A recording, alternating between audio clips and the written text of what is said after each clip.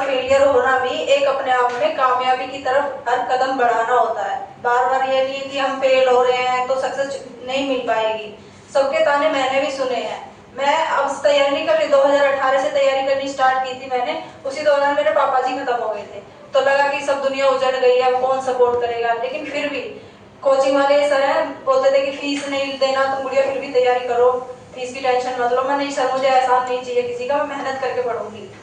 फिर मैं जैसे ही पैसे खत्म हो जाते थे काम कोचिंग के लिए, फीस के लिए, किराए के लिए, तो फिर मैं काम पे जाती थी, खेतों में काम करने। 250 रुपये पर डे मिलता था।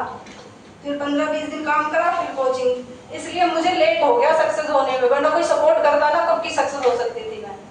और फिर मेरा फर्स्ट बार में ही सिलेक्शन हुआ था जीडी में, 2018 वाली में, उसमें फाइनल में बाहर होगी। फिर से मैंने जीडी का फॉर्म आया 2019, उसमें भी सिलेक्शन हुआ, फिर उसमें फाइनल से बाहर हुई।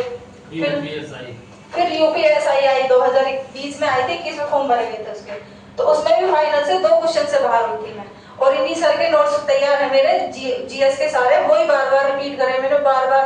ये नहीं कि इतनी सारी किताबें लाके रख लो तो उससे कुछ नहीं होगा। जो नोट्स तैयार किए हैं उन्हीं को बार बार पढ़ो, उन्हीं से सिलेक्शन होगा।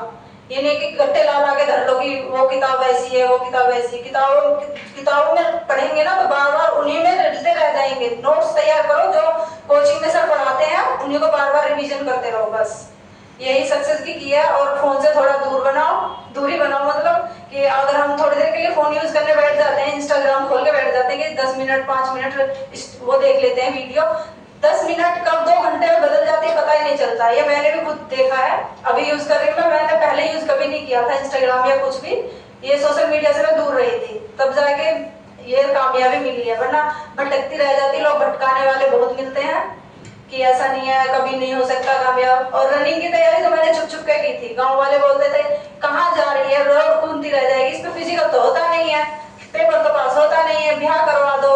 मेरी मम्मी साथ में चलती थी तो उन्हें बहुत गिल्ट महसूस होता था कि यार ऐसा कैसा होगा, मतलब हमने तेरे सपने देखे हैं, तेरी शादी तभी करूंगी जब तू सक्सेस हो जाएगी, यहाँ से वर्दी में जाएगी, पहले तो शादी के जोड़े में बाद में जाएगी। मगर मम्मी मैं आपका सपना जरूर पूरा करूंगी, इस बात से टेंशन फ्री रहो।